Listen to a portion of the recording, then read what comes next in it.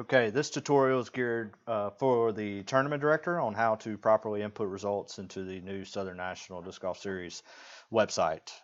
So we're going to go through a brief tutorial and try to keep it quick and easy on how to properly input your results. So first going to log in, scroll to the bottom, director's login. We're going to log in under Mike Martin. Once we're logged in, we'll click on Manage My Competitions. We'll find the event that we want to add or edit the results to, and we'll click on that. The way the system works is we add and input results individually.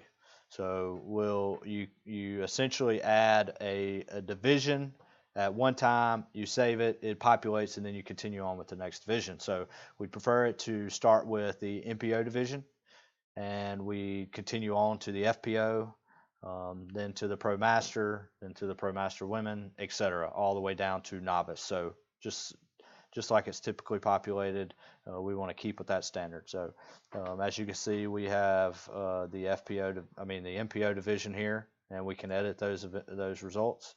And here you'll see that Mike Hover, I've added one entry into the system. You'll click first.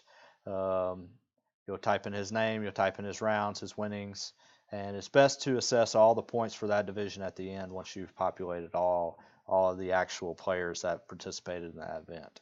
So the problem exists, if there is a problem, that is when you have a player that is not in the system. So if you type in a player here, it'll populate the name of the person, and that's how you add them into the system.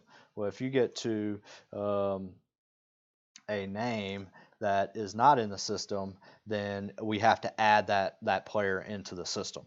So the best way to do that and to keep your current information available to you, essentially, if you go to the add a new player and you type in his name, it's going to, and if you don't save your data, it's going to eliminate your data. So you can be all the way through submitting your results and get to the last player, and he's not in the system. And if you add him and you didn't save your data, it's going to erase all that data. So the best way I found that out is to actually log in under two browsers. Some people use Chrome, some people use Firefox, and to actually go into a secondary browser, log in under the same name, and then you can add that new player that you need. Let's say Johnny Casino into the system. So then as you go back to your next browser, all of your information is there. You'll retype in his name, and there it populates him now in the system. This prevents you from having to go to a whole another side of the site, save your data, etc., etc. So it's just a quick little trick to maintain as you fill out your data and not have to go to a secondary site, save your data, and then go back to your event, etc.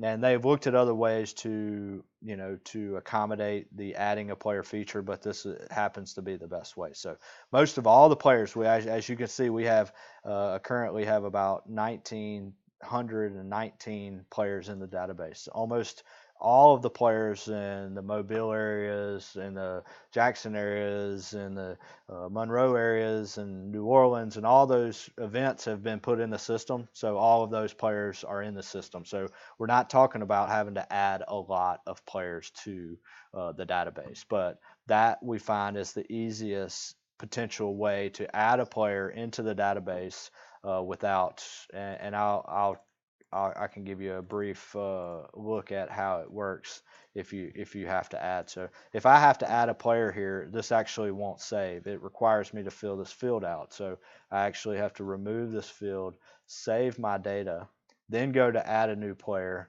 add a player.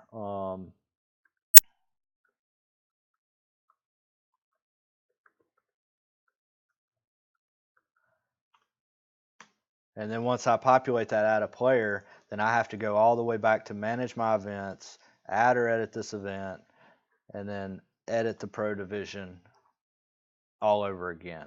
So if you do the two browsers, you can skip about 3 or 4 steps, and you can add a new player at any time as you're submitting your results and you're typing them in, and you have 5 to 10 fields populated. Instead of you having to save it and go to the other, then you can just simply go to your other browser, add a player, go back to your event, type that player's name in or his last name, and it populates.